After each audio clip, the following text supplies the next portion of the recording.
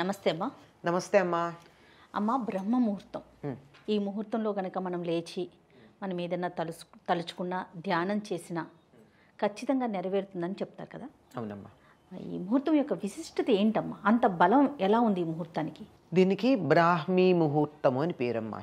అంటే బ్రహ్మకి సంబంధించింది కనుక బ్రాహ్మీ అనలేక బ్రహ్మ ముహూర్తం అని కూడా అంటాం మనం.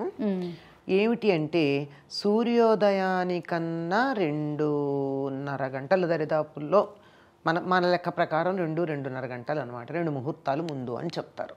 ముహూర్తం అంటే 48 నిమిషాలు కనుక దరిదాపుల్లో 2 గంటల పైన దానికన్నా ఉండే సమయం. సాధారణంగా మనకి ఎలా ఉంటుంది, 6 గంటలు అనుకుందాం. 6 గంటలకు అటు ఇటుగా కదా మనకి సూర్యోదయం అవుతుంది. కొన్నిసార్లు 5:30కి, కొన్నిసార్లు 6:30 7 దాకా కూడా ఉంటుంది. శీతాకాలం వేసవికాలం ఉండేటటువంటి తేడా వల్ల. అట్లా ఉన్నప్పుడు దాన్ని లెక్క వేసుకుని వెనక్కు ఉండేటటువంటి కాలాన్ని బ్రాహ్మీ ముహూర్తం అంటారు. ఈ బ్రాహ్మీ ముహూర్తం అన్నది ఏమిటి అంటే ముహూర్తాలకి పేర్లుంటాయి. ఏదో లగ్నాలు ముహూర్తాలు మనం పెళ్లి శుభలేఖల్లో చూస్తాం కదా, ఫలానా ముహూర్తం అని. ఈ ముహూర్తానికి ఉన్నటువంటి సమయం బ్రాహ్మీ ముహూర్తం, అంటే బ్రహ్మకి సంబంధించింది. బ్రహ్మ ఎవరు? సృష్టికర్త. అంతేకాకుండా బ్రహ్మ అన్న పదానికి అర్థం ఏమిటి? వికసనశీలము అని అర్థం. అంటే ఇలా విచ్చుకునే లక్షణం కలది. మొగ్గ ఇలా విచ్చుకోవడం ఉంటుందే, అది బ్రహ్మం. మనలో కూడా జ్ఞానం విచ్చుకోవాలన్నా, తెలివితేటలు విచ్చుకోవాలన్నా, మనలో ఉన్న ఏ ఫ్యాకల్టీ విచ్చుకోవాలన్నా ఆ విచ్చుకోవడానికి తగినటువంటి కాలం బ్రాహ్మీ ముహూర్తం. ఆ ముహూర్తానికి ఉన్న లక్షణం అది. పేర్లు కూడా మన వాళ్ళన్నీ సమయానికి కానీ దేనికైనా కానీ లక్షణాన్ని అనుసరించి పేరు పెట్టారు తప్ప ప్రతి పేరుకి ఆ పేరు అర్థం చూస్తే లక్షణం తెలిసిపోయేటట్టుంటాయి. అట్లా ఉండేటటువంటి దాంట్లో అప్పుడు ఏది చేసినా అది చక్కగా మొగ్గ పువ్వుగా విచ్చుకున్నట్టుగా వికసిస్తూ పెద్దదయ్యేట్టుగా ఉంటుంది. కనుక మీరు ఏది కావాలనుకుంటారో అది ఆ సమయంలో గనక సంకల్పం చేసుకున్నట్టయితే అది చాలా చక్కగా ఫలితాన్ని ఇస్తుంది అని బ్రాహ్మీ ముహూర్తానికి ప్రాధాన్యం గురించి చెప్పారు. అది చదువు అనుకోండి, చదువు బాగా రావాలి, హాయిగా బ్రాహ్మీ ముహూర్తంలో లేచి గనక చదువుకున్నట్టయితే బాగా గుర్తుంటుంది అని. పైగా గుర్తుండడం ఒకటే కాదమ్మా, ఇప్పుడు గుర్తుంది, ఇవాళ నేర్చుకున్నాము, పరీక్షల్లో రాసాము, అయిపోయింది దాని పని. చాలా విషయాలు మనం పాఠ్యభాగాల్లో చదువుకునేటటువంటివి పరీక్షల తర్వాత వదిలేస్తాం, గుర్తుండదు. కానీ ప్రతి అంశం జీవితంలో ఎప్పుడప్పుడు ఉపయోగపడాలి కదా. ఖచ్చితంగా ఉపయోగపడడానికి తగినట్టుగా మనస్సులో ఉండి అవసరమైన సమయానికి అది గుర్తొస్తుంది అప్పుడు చదువుకున్నది. అందువల్ల ఆ సమయంలో ఏది చేసినా బాగుంటుంది కనుక ఆధ్యాత్మికంగా ఉన్నత స్థానానికి రావాలనుకున్న వాళ్ళు ధ్యానం చేస్తారు ఆ సమయానికి. ఇక్కడ ఇంకో సంగతి గుర్తుపెట్టుకోండి, బ్రాహ్మీ ముహూర్తంలో లేచారు ధ్యానం చేశారు అన్న వాళ్ళంతా వెళ్ళిపోయి అంతకు ముందే స్నానాలు చేసేసి ఇత్యాదులు ఏం చెయ్యరు. చెయ్యాల్సిన అవసరం లేదు, చేయగలిగితే సరే. ఇప్పుడు 3:30 4 గంటలకి మీకు బ్రాహ్మీ ముహూర్తం అనుకోండి, అంటే ఎప్పుడు స్నానం చేసినట్టు క్రితం రోజుకే లెక్క వచ్చేస్తుంది, అది ఇవాళ లెక్క రాదు అది. అందువల్ల అట్లా కాదు, ధ్యానం చెయ్యాలి అంటే అలా ఉండి కూడా చెయ్యొచ్చు.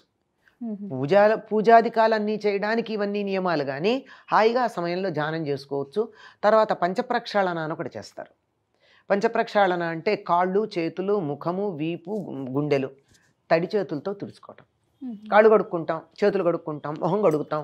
అయిన తర్వాత ఆ చేతులతో ఒక్కసారి వీపు దగ్గరను, ఒకసారి ఇలా గుండెల దాకాను తడి చేతులతో అనుకున్నట్టయితే ఆ సమయానికి చాలు. ఎందువల్ల అంటే మీరు మొహం కడుక్కుని చూడండి, ఆ నిద్రమత్తు వదిలిపోతుంది. ఇలా కాళ్ళు కడుక్కుంటేనే సగం వదులుతుంది, మొహం కడుక్కునేటప్పటికి బాగా వదులుతుంది. కనుక అలా చక్కగా మొహం కడుక్కుని కాళ్ళు చేతులు కడుక్కుని ఇలా ఒంటి మీద కాస్త ఒకసారి చల్లగా ఇలా వీపు మీద ఎక్కడ అనుకుని కూర్చుని ధ్యానం చేసినా, చదువుకున్నా, ఏ పని చేసినా బాగుంటుంది. మనకి ప్రపంచంలో అత్యున్నతమైనటువంటి స్థానానికి వెళ్ళినటువంటి వాళ్ళందరూ కూడా ఆ సమయాల్లోనే చేశారండి. పూర్వం ఋషులు ఆ సమయానికి లేచి ధ్యానాలు చేసేవారు. రాసుకునేటటువంటి వాళ్ళు చాలామంది ఆ సమయానికి లేచి ధ్యానాలు రాశారు. చాలామంది ఇప్పటికి కూడా అత్యున్నత స్థానాల్లో ఉన్నటువంటి వాళ్ళు, సీఈఓల స్థానాల్లో ఉన్నటువంటి వాళ్ళు, వాళ్ళందరినీ మీ డైరీ ఏమిటి అని అడగండి, వాళ్ళు ఏం చెప్తారమ్మా?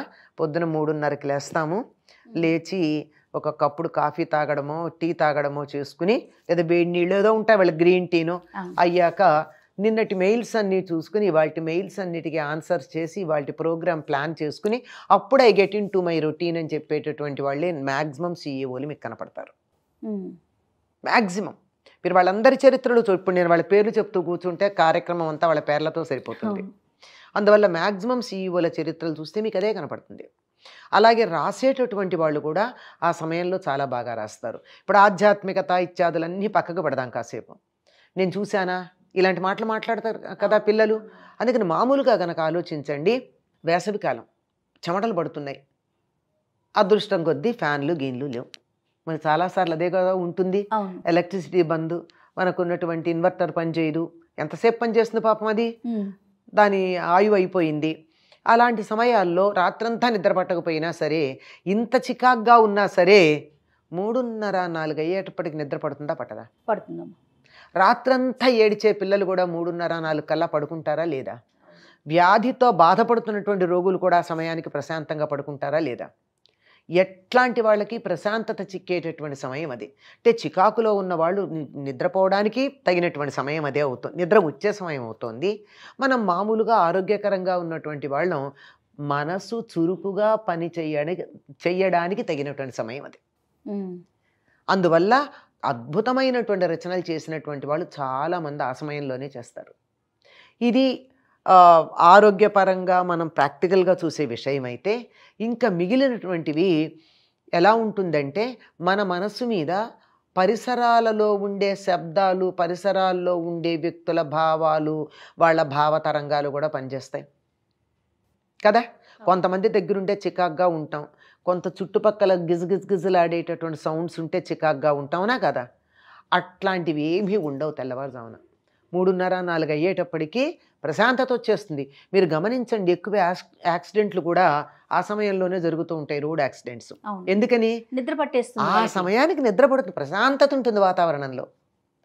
అయ్యేటప్పటికి అప్పటిదాకా బాగానే ఉన్న వాళ్ళు కూడా, చాలా బాగా జాగ్రత్తగా డ్రైవ్ చేసినటువంటి వాళ్ళు కూడా ఆ సమయంలో ఒక్క రకమైనటువంటి ప్రశాంతతకు లోనయ్యేటప్పటికల్లా కొనుక్కు. అంతే. అంతటి ప్రశాంత సమయంలో మీరు ఏదన్నా పని చేయాలంటే ఎంత బాగా ఉంటుంది. కనుక చదువుకోవాలన్నా, ఈనాటి కార్యక్రమాల గురించినటువంటి ఒక ప్రణాళిక వేసుకోవాలన్నా, ఆధ్యాత్మికంగా ఉన్నత స్థానానికి వెళ్ళాలన్నా, రచనలు చెయ్యాలన్నా, బొమ్మలు గీయాలన్నా, సంగీత సాధన చెయ్యాలన్నా, దేనికైనా అనుకూలమైనటువంటి కాలం. అప్పుడు ఒక చిన్న విత్తనంలాగా పడినటువంటిది అలా అలా అలా విచ్చుకుని పెద్దదిగా వికసిస్తుంది. ఆ సమయానికి ఉన్నటువంటి పేరే అది, బ్రాహ్మీ ముహూర్తము. బృంహణశీలమైనది, విచ్చుకునేటటువంటిది, మనకి పెంచే లక్షణం కలిగినటువంటిది, వికసించే లక్షణం కలిగింది అని. కనుక ఆ సమయం చాలా అనుకూలమైనదమ్మా ఎవ్వరికైనా సరే. నమస్తే. నమస్తే అమ్మా.